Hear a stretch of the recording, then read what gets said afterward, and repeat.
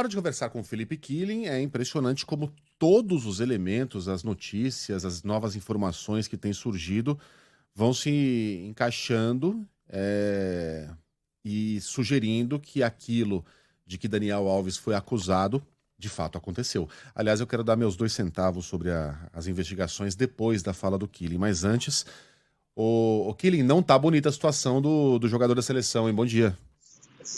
Bom dia, Megali, Ellen, Carly, a todos. Nem um pouco, viu? Agora o Portal UOL divulgou uma entrevista exclusiva com a advogada da vítima. Afirma que, desde o ocorrido no dia 30, sua cliente está passando por atendimento psicológico, tomando remédios para dormir, porque o trauma é muito grande, e ainda fazendo um tratamento antiviral, porque o estupro teria acontecido sem camisinha. Ela afirma que a sua cliente, desde o começo, bateu na tecla que não quer indenização. E revelou que a mulher falou, olha, se envolver indenização, dinheiro, eu não vou nem te contratar. Eu não preciso de dinheiro, eu quero que a justiça seja feita. Ela também revelou que está sendo muito difícil manter a identidade da mulher em segredo, porque, claro, existe uma mobilização midiática enorme em relação a isso. Todos os jornais espanhóis fazendo uma extensa cobertura, no Brasil também, na imprensa internacional. Inclusive, um jornal espanhol revelou que a polícia da Espanha arquitetou uma armadilha para que Daniel Alves fosse a território espanhol, prestasse depoimento e aí tivesse a prisão preventiva. Uma das estratégias foi vazar informações falsas para a imprensa de forma proposital que indicariam que Daniel Alves não estava com tantas denúncias e acusações, que a situação não estava tão grave, porque ele estava no México, né, jogando pelo Pumas, clube que ele tinha contrato, e o medo se ele soubesse o tamanho da encrenca que estava, viajasse ao Brasil, que não extradita seus nacionais, e tivesse um caso semelhante ao de Robinho. A investigação propôs... Oi. A história da Carla, a cara tava me chamando a atenção aqui. A história dos 47 segundos. Por exemplo, porque essa, a gente até falou, mas mudou essa informação, né? Porque antes a gente recebeu a informação de que eles ficaram 47 segundos no banheiro. Depois virou 15 minutos. Isso aí é uma informação que foi passada falsa? Foi uma informação falsa? Intencionalmente passada à imprensa pela polícia?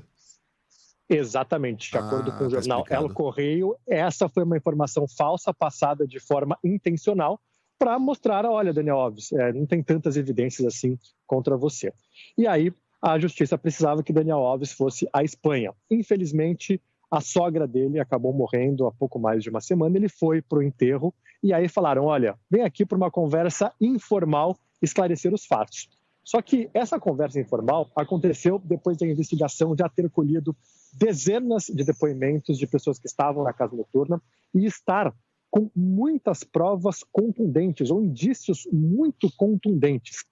E a advogada afirmou que uma coisa muito importante foi a mulher, na mesma noite, já ter passado por um protocolo que as casas noturnas em Barcelona fazem, né, de acionar a polícia e uma ambulância. Então ela já fez um exame, ela entregou as roupas, inclusive roupa íntima, fez um exame no corpo, porque em muitos casos a mulher ela demora 15, 20 dias, um mês, né? Porque é muito trauma, acaba lavando a roupa, tomando banho para tentar limpar o corpo.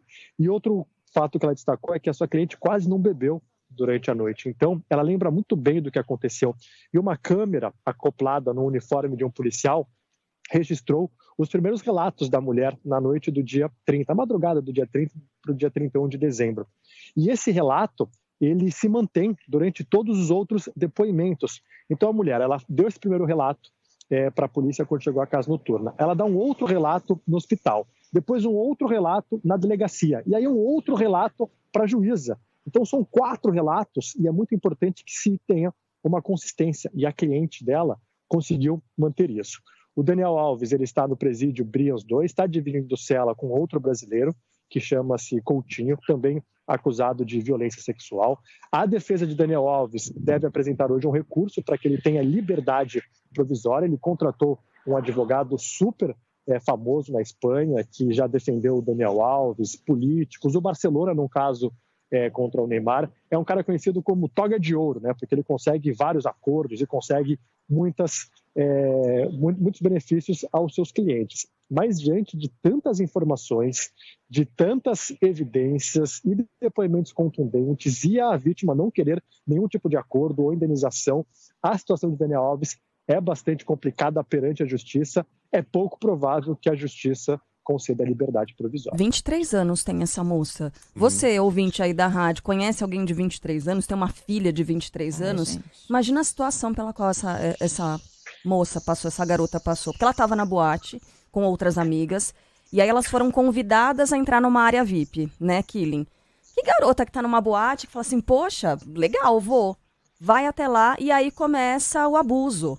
Então, assim, e ainda por cima, né, Killing, tem gente dizendo, não, ela topou ir até lá. Então... Sim, ela topou ir na aula VIP. Então, isso significa uma autorização para estupro? Eu imagino que na cabeça desses estupradores é o que acontece, entendeu? Louca. Ah, se ela veio aqui é porque ela quer e eu posso fazer o que eu quiser com isso. Porque eles não enxergam mais uma pessoa.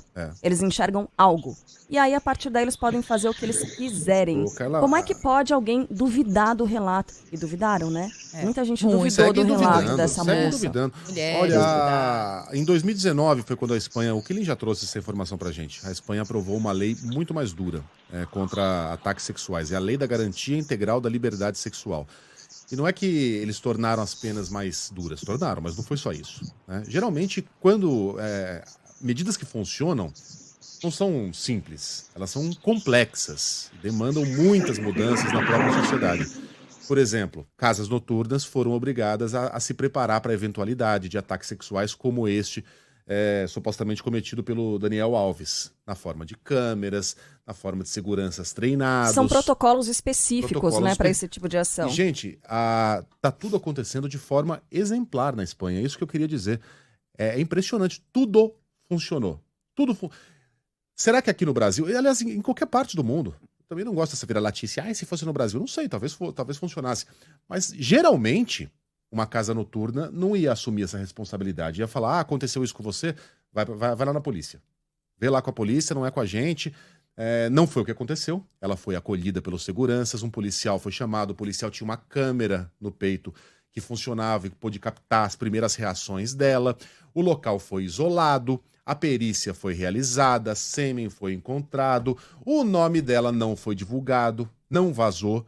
Então tá tudo sendo conduzido, inclusive essa estratégia aí de divulgar em off, né? Deixar vazar em off uma informação falsa para fazer com que o Daniel fosse até a Espanha e caísse nessa arapuca. Tudo foi muitíssimo bem feito e está sendo muitíssimo bem conduzido. Eu quero crer que casas noturnas do Brasil estejam preparadas para eventualidades como essa, porque não há nenhuma razão para a gente não acreditar que isso não esteja acontecendo todos os dias aqui no Brasil. Você imagina... Com jogadores de futebol ou com anônimos. Mas eu acho que ainda mais com, né, Killing, com jogador de futebol, com um artista, com gente poderosa que tem dinheiro. Quantas vezes isso já não aconteceu e a pessoa falou, não vai dar em nada. Nem vou falar, exato. Nem vou me expor. Eu não vou me expor porque eu sei que isso não vai dar em nada. No caso do Daniel, vai dar sim. Killing, o nosso Fusquinha tá atrasadíssimo. Um beijo pra você. Não, ele ia falar mais alguma coisa. Diga lá. Fala, Killing.